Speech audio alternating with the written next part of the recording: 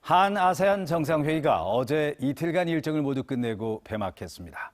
각국의 정상들은 혁신을 기반으로 한 창업에 한 아세안의 미래가 달려있다는 데 공감을 하고 매년마다 스타트업 엑스포를 개최하기로 했습니다. 자세한 내용을 이만은 기자가 전해드립니다. 한 아세안 특별 정상회의 이틀째, 각국 정상들은 스타트업 서밋 행사에서 아세안의 잠재력을 가늠했습니다. 싱가포르와 말레이시아 등 동남아 8개 나라에서 1억 명 이상이 이용 중인 승차 공유 서비스 그랩은 아세안의 대표적인 스타트업 성공 사례입니다. 싱가포르의 유니콘 기업 그랩은 온오프라인을 통합한 O2O 서비스 플랫폼으로 국민 생활을 더욱 편리하게 만들었습니다. 필리핀의 레볼루션 프리크래프티드는 조립주택이라는 혁신 기술을 개발했고, 캄보디아의 북미버스는 운송시장에 공유경제 기반 디지털 플랫폼을 도입하는 등 아세안에서는 이미 혁신 스타트업 창업 열기가 뜨겁습니다. 전체 60%를 차지하는 35세 이하의 청년 인구와 해마다 5%대의 높은 경제 성장률은 아세안 회원국들의 가장 큰 무기입니다. 사양 산업이든 비디오 대여 업체로 시작해 세계 1위의 미디어 그룹으로 변신한 넷플릭스를 모델로 하고 있습니다. In total, our shows have been filmed in 19 cities in Korea and 12 more across Southeast Asia, including Bangkok, Penang, Bali. 문 대통령은 한 아세안 스타트업 엑스포를 연례 행사로 만들어 벤처 투자자들과의 네트워크를 구축하자고 제안했습니다. 빠르면 한 아세안 스타트업 기구가 내년에 출범할 예정인데 의장국을 놓고 우리나라와 싱가포르가 경쟁을 벌이고 있습니다. 2019 한 아세안 특별정상회의는 한반도의 완전한 비핵화와 보호무역주의 반대 등을 담은 공동 비전 성명을 채택하고 폐막했습니다. MBC 뉴스 이만흥입니다. 정부가 아세안 국가 가운데 싱가포르, 브루나이와 이른바 항공 자유화에 합의를 했습니다. 앞으로 김해공항의 항공 노선이 다양화될 수 있다는 의미인데요. 지역 항공사와 여행업계에서는 새로운 기회이자 치열한 경쟁도 예상되고 있습니다. 송광모 기자가 취재했습니다. 한 아세안 특별 정상회의가 열리기 직전인 지난 주말, 국토교통부는 싱가포르, 브루나이와 잇따라 오픈스카이, 이른바 항공 자유화에 합의했습니다. 운항 횟수나 기종 제한을 풀어 어느 항공사든 자유롭게 노선을 운영할 수 있게 됐습니다.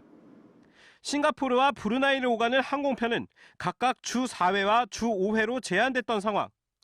앞으로 어느 공항에서든 무제한 직항 노선을 운영할 수 있게 됩니다. 이들 나라를 통해 제3국으로 가는 경유 노선도 확대 신설돼 저렴한 값에 더 먼 곳까지 갈 수 있는 길도 열렸습니다. 현재 김해공항과 싱가포르를 직접 잇는 국내 항공사는 제주항공 단 한 곳뿐. 브루나이 역시 인천공항으로만 연결됐지만 앞으로 이 같은 제약이 없어지는 것입니다. 일본행 여행객 감소로 적자 늪에 빠진 저비용 항공사에겐 노선 다변화 기회로 풀이됩니다. 싱가포르 노선들은 당연히 검토를 하고 있는 상황이고요. 그리고 브루나이 노선 같은 경우도 올 연말께 이제 부정기 노선 취항을 통해서 시장성을 조금 발리, 자카르타 등 관광 비즈니스 수요가 큰 곳으로 평가받는 인도네시아와 항공 자유화에 합의한다면 아세안 10개 나라 모두와 하늘길 자유화 시대를 열게 되는 셈입니다.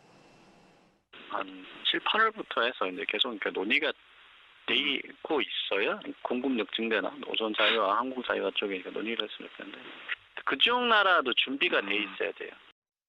다만 이번 합의가 외국 항공사의 저가 공세로 이어져 국내 항공사가 오히려 역풍을 맞을 수도 있다는 엇갈린 시선도 나오고 있습니다.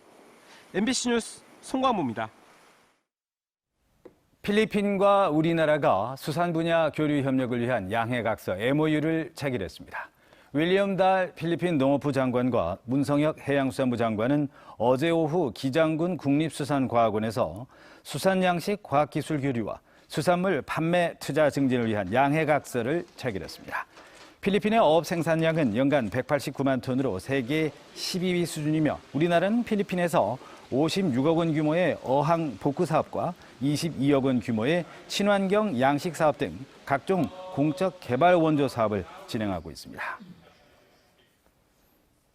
최근 한국당 해체를 주장해서 큰 파장을 일으키며 총선 불출마를 선언한 김세연 의원이 이대로면 부산 경남 지역에서도 한국당의 총선 전망은 밝은 것이 아니다, 이렇게 강조를 했습니다. 차기 부산시장 출마설에 대해서는 강하게 부정을 했지만 현재로선이라는 단서를 붙였습니다. 조재형 기자가 보도합니다. 김세연 한국당 의원은 한국당의 지금 모습에선 희망도 회생도 불가능하다는 걸 뼈저리게 느꼈다고 말했습니다. 이 상태에서는 자생적인 회복이 어렵다고 판단을 했기 때문에 제가 생각한 근본적인 해법으로 당 해체를 말씀드렸었습니다.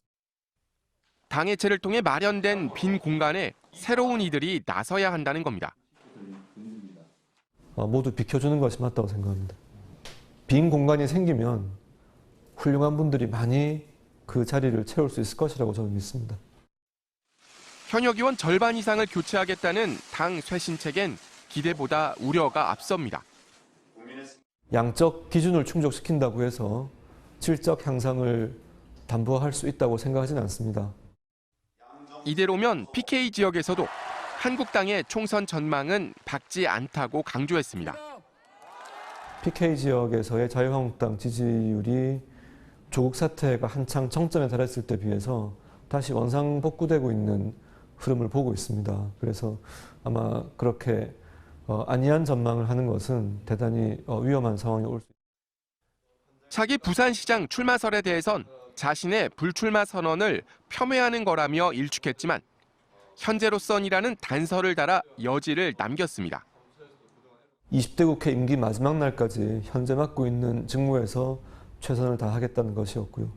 그 이후의 상황에 대해서는 전혀 지금 생각을 해본 바가 없기 때문에 드릴 말씀이 없습니다. 5선을 지낸 선친에 이어 3선 김세연 의원이 불출마를 선언함에 따라 무주공산이 된 금정구의 내년 총선 구도가 한층 치열해질 전망입니다. MBC 뉴스 조지영입니다. 네, 이번에는 오늘 아침 신문 살펴보겠습니다. 먼저 부산일보부터 보시겠습니다. 북항 운영사 두 곳이 통합되면서 부산항 운영체제 개편에 속도가 붙게 됐다는 소식입니다.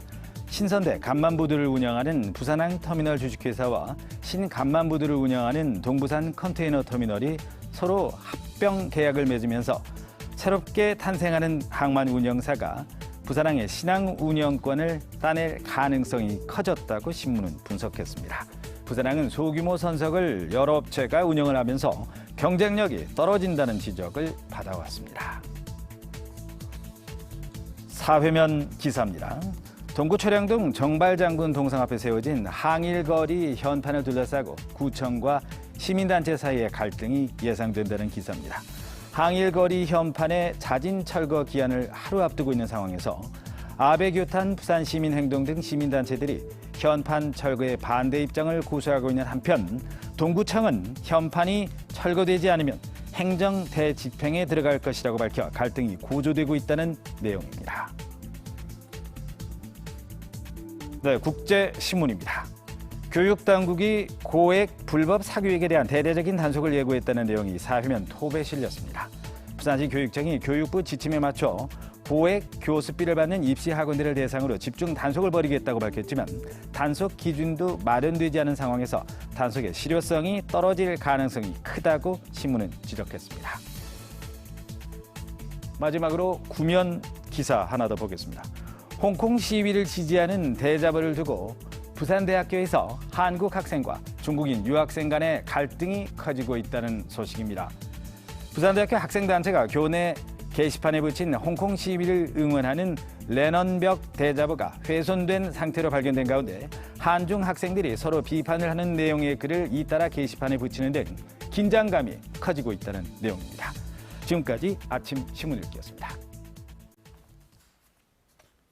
이번 주 내내 부산은 큰 추위 없이 예년 이맘때 기온을 웃돌고 있습니다. 하지만 오늘은 낮에도 서늘함이 감돌겠는데요. 부산의 아침 기온은 8.8도로 어제와 비슷하게 출발하고 있고요. 한낮 기온은 14도로 어제보다 2도에서 3도가량 낮겠습니다.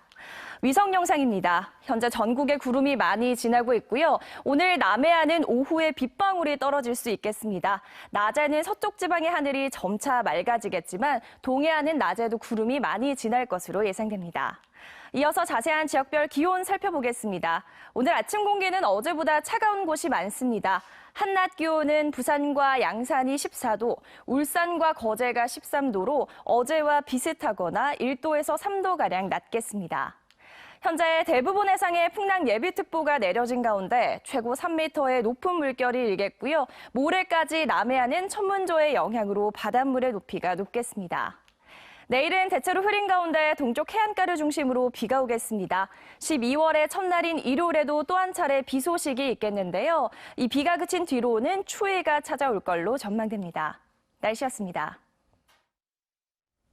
다음은 오늘 부산에서 열릴 주요 행사를 정리했습니다. 투데이 부산입니다. 제1차 한메콩 정상회의가 오늘 오전 누리마루 하우스에서 열립니다.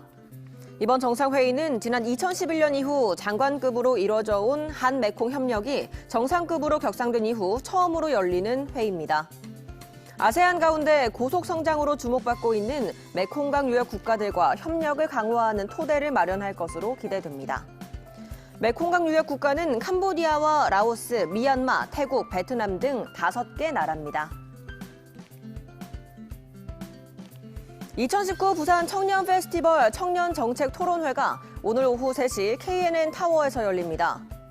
오늘 행사에서는 더불어민주당과 자유한국당, 정의당의 부산시당 관계자들이 참석해 청년 정책 현안을 짚어보고 정당별 청년 정책을 소개합니다. 이어서 김태준 부산청년정책연구원 부원장의 사회로 부산 지역형 일자리 창출 방안 모색을 주제로 토론회를 열어 실효성 있는 청년 정책을 개발하고 제안할 예정입니다. 연구원 관계자는 지역 특색을 반영한 부산만의 청년 정책이 필요하다는 지적이 제기되고 있어서 오늘 토론회를 마련했다고 밝혔습니다. 지금까지 투데이 부산이었습니다. 엄혹했던 7, 80년대 군사정권 아래서 부산 민주화운동 선봉에 섰던 고호석 씨가 별세했습니다. 지독한 고문 후유증에 시달리면서도 부마항쟁과 6월항쟁 등 부산 민주화운동의 재조명을 위해 최근까지 힘써오다 안타깝게 유명을 달리했습니다. 박준호 기자의 보도입니다. 부산 민주화운동 역사의 산증인 고호석 씨가 63살의 나이로 세상을 떠났습니다. 고 노무현 대통령이 변론을 맡은 이른바 불임 사건의 피해자로 79년 부마항쟁부터 87년 6월 항쟁까지 민주화운동 현장에서 이 30대를 보냈습니다. 부산 지역 민주화운동의 사실 대부시기도 하고 아주 큰 별이다 우리는 이렇게 보고 있습니다. 그래서 고호석 선생님의 그 마음이 나는 부산 지역의 민주화운동 과정에 고스란히 남아있다. 수차례 구속과 투옥을 반복하면서 고문 트라우마를 얻었습니다. 잡으러 오고 도망가고 숨고 막 늘 그런 꿈만 꾸고 놀라서 식은땀을 흘리면서 깨고 일어나 보면 막 빈혈 때문에 막 별이 번쩍번쩍하고. 그렇게 모진 세월을 견뎌내고 그는 87년 6월 항쟁에서 다시 선봉에 섰습니다. 고 노무현 대통령, 문재인 대통령과 함께 전국 최초로 국민운동본부를 결성해 부산의 6월 항쟁을 이끌었습니다. 교직에서 퇴직한 후에도 부산 민주화운동 역사의 재조명을 위해 애쓰던 그는 결국 고문 후유증을 떨쳐내지 못했습니다. 하고 싶은 의욕을 다 살리지 못하고 하느님께서 먼저 불러가신 것 섭섭하겠지만은 또 거기에 천국에도 그런 사람이 필요하고 이 세상에 또 이런 사람이 필요가 하는 거니까 그렇게 다 감사롭게 받아들여야 합니다. 올해 2월 어쩌면 마지막 인터뷰가 될지도 모르겠다며 남긴 그의 소회입니다. 돌이켜 생각하면 지금 이제 나이 60을 넘겨서 생각하면 고호석은 참 괜찮은 시기에 괜찮은 그 운동의 삶을 살았다. 너는 그나마 좀 행복한 사람이다. 그렇게 생각해요. MBC 뉴스 박준호입니다. 다음은 한 주간 지역 경제계 소식 살펴보시죠. 경제메모 정은주 기자입니다. 한 아세안 특별 정상회담을 계기로 부산과 아세안 10개 나라의 경제 교류에 대한 관심이 높아지고 있습니다. 부산 상공회의소 조사에서는 지역 수출 기업 10곳 중 4곳이 아세안 국가 진출을 희망하고 있다고 답했는데 아세안의 높은 경제 성장률, 젊고 풍부한 노동력이 특히 매력적이기 때문으로 분석됩니다. 지역 기업의 효과적인 아세안 시장 진출을 위해서는 한 아세안 비즈니스를 지속적으로 지원하는 컨트롤 타워가 정부의 신남방 정책의 전진 기지인 부산에 설립돼야 한다는 게 부산 상공인들의 주장입니다.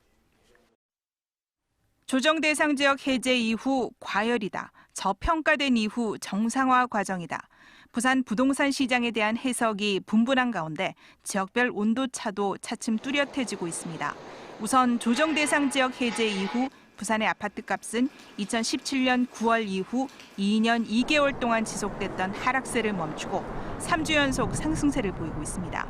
하지만 부산의 마지막 조정 대상 지역이었던 해운대, 수영, 동네 3개구 외에도 연제, 남구 등은 오름세가 뚜렷한 가운데 기장군, 사하, 강서구, 중구 등은 매매가 하락세가 이어지는 등 지역별 온도차가 커 지역주택 시장의 양극화가 더 확대되는 것 아니냐는 분석도 나오고 있습니다.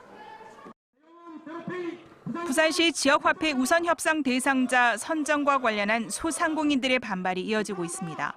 중소상공인 살리기 협회는 부산시는 KT를 우선 협상 대상자로 선정한 것을 취소하고 한 걸음 더 나아가 시의회가 이와 관련한 행정사무조사 특위를 가동할 것을 촉구하고 나섰습니다. 협회는 이와 관련해 지난달에 이어 오늘 두 번째 기자회견을 갖고 이 같은 주장이 받아들여지지 않을 경우 지역화폐 거부 운동에 들어가겠다고 밝혔습니다. MBC 뉴스 정은주입니다.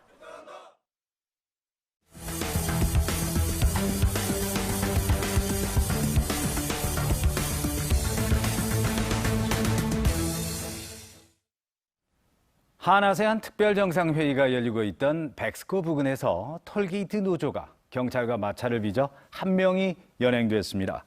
연제경찰서는 경찰에게 돌을 던진 혐의로 A씨를 연행해 조사했다고 밝혔습니다. A씨는 어제 낮 12시 20분쯤 해운대구 백스코 인근에서 요금 수납원 해고와 관련해서 대통령과의 면담을 요구하며 경비구역으로 가던 중 경찰들이 막아서자 경찰에게 돌을 던져 맞힌 혐의를 받고 있습니다. 부산지법 형사 4단독은 자신을 힘들게 했다는 이유로 아동들에게 신체적, 정서적 학대를 한 혐의로 기소가 된 부산 모 어린이집 교사 44살 A씨에게 징역 1년을 선고했습니다. A씨는 지난해 7월 4일 자신이 일하던 어린이집에서 이불을 잡아당겨 아이들이 방바닥에 뒹굴게 하고 3살 난 여자 어린이에게만 간식을 주지 않는 방식으로 차별을 하는 등 2개월 동안 6명에게 신체적, 정서적 학대를 한 혐의입니다. 부산 지역 조선업 수출이 다시 활기를 띠고 있습니다. 한국무역협회 부산본부에 따르면 지난달 부산 수출은 12억 5천만 달러를 기록해 지난해 같은 달 11억 5천만 달러보다 8.3% 증가한 것으로 나타났습니다. 전국의 10월 수출이 467억 달러로 지난해 같은 달보다 14.8% 감소한 것과 비교하면 부산의 수출 증가세는 두드러지는 수치입니다. 전국적으로 전반적인 수출 부진 속에 부산 수출이 증가한 것은 선박과 선박용 엔진 부품 등 조선업 관련 수출이 회복세를 보이기 때문으로 분석됩니다. 부산시와 부산소방재난본부는 어제 오후 라오스 소방당국과 함께 소방기술 전수와 소방차량 양여 협약을 체결하고 소방차 15대 시가 3억 원 상당을 라오스에 기증했습니다. 소방차 15대는 다음 달 초 경남 마산항에서 배에 실려 라오스로 운반됩니다. 이와 함께 부산소방당국은 다음 달 18일부터 24일까지 라오스를 방문해 국내 소방 시스템과 소방기술 교육을 실시할 예정입니다. 부산시의회 복지환경위원회가 내년도 부산시 예산안을 검토한 결과 4조 원에 이르는 복지건강국 예산 가운데 기초생활수급자 급여와 기초연금 등 국가가 주도하는 예산을 빼면 순수한 부산시 복지 예산은 4,656억 원에 불과한 것으로 나타났습니다. 복지환경위 박민성 의원은 부산 시민에게 쓰는 복지건강 예산 규모라고 보기에는 부끄러운 수준이라며 스포원과 경마장으로부터 징수하는 레저세를 부산시민 복지세로 전환해 재원을 확보해야 한다고 밝혔습니다. 이번 주 내내 부산은 큰 추위 없이 예년 이맘때 기온을 웃돌고 있습니다. 하지만 오늘은 낮에도 서늘함이 감돌겠는데요. 오늘 부산의 아침 기온은 8.8도로 어제와 비슷하게 출발했고요. 한낮 기온은 14도로 어제보다 2, 3도가량 낮겠습니다. 현재 전국에 구름이 많이 지나고 있습니다. 오늘 오후 남해안에는 산발적으로 빗방울이 떨어질 수 있겠고요. 서쪽 지방의 하늘은 점차 맑아지겠지만 동해안은 낮에도 구름이 많겠습니다.